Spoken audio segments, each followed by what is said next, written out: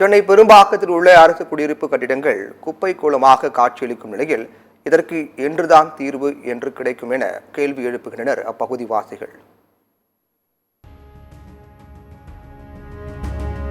சென்னை பெரும்பாக்கத்தில் 2015ஆம் ஆண்டு தமிழ்நாடு நகர்ப்புற வாழ்விட மேம்பாட்டு வாரியம் சார்பில் கட்டப்பட்ட அடுக்குமாடி குடியிருப்பில் சைதாப்பேட்டை, கோட்டூர்புரம், அயனாவரம், ஆயிரம் விளக்கு, சிந்தாதிரிப்பேட்டை, திருவேற்காடு என பல பகுதிகளில் உள்ளவர்கள் குடியமர்த்தப்பட்டுள்ளனர்.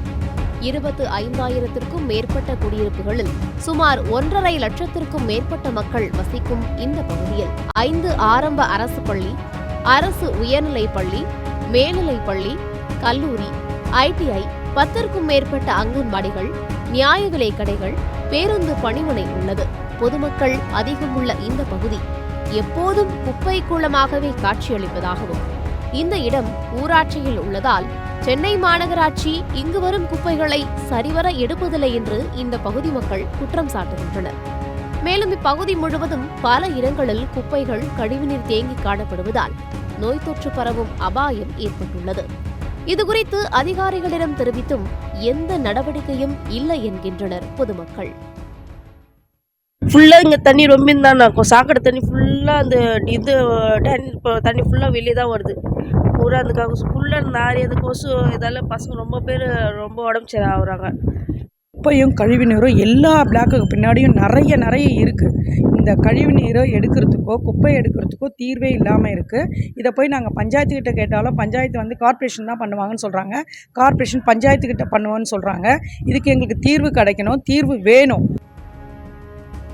இப்பகுதியில் உள்ள பிரச்சனைகளுக்கு தீர்வு காணும் வகையில் தாம்பரம் மாநகர காவல் ஆணையரகத்தின் காவல் ஆணையரின் நேரடி பார்வையில் ஆபரேஷன் பெரும்பாக்கம் என்ற செயல் திட்டத்தை பள்ளிக்கரணை காவல் துணை ஆணையர் கார்த்திகேயன் ஆபரேஷன் பெரும்பாக்கம் என்ற செயல் திட்டத்தை தொடங்கி வைத்து அதற்கு தனிப்படை அமைத்து இப்பகுதியை கவனித்து வந்தனர். அதன்படி இப்பகுதியில் போதைப் பொருட்கள் தடுப்பது, பெண் பிள்ளைகள் பாதுகாப்பு குறித்து விழிப்புணர்வு அளிப்பது, போதை விழிப்புணர்வு போன்றவற்றை செயல்படுத்தப்பட்டு வருகிறது.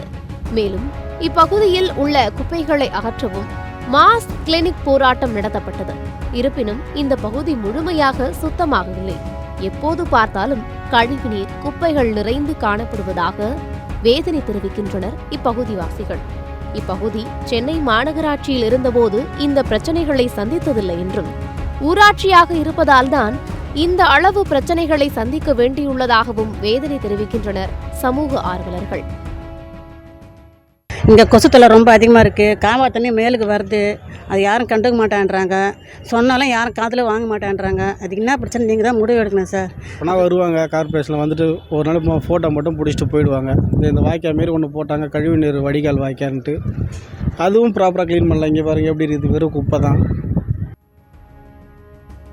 தங்கள் குடியிருப்பு பகுதியை சென்னை மாநகராட்சியுடன் சேர்த்தால் இந்த பிரச்சனைகளுக்கு நிரந்தர தீர்வு கிடைக்கும் என்று நம்புவதாகவும் இதுகுறித்து அதிகாரிகளிடம் ஏற்கனவே மனு அளித்துவிட்டு அதற்கான நல்ல பதிலை எதிர்பார்த்து காத்துக் கொண்டிருக்கின்றனர் இப்பகுதிவாசிகள்.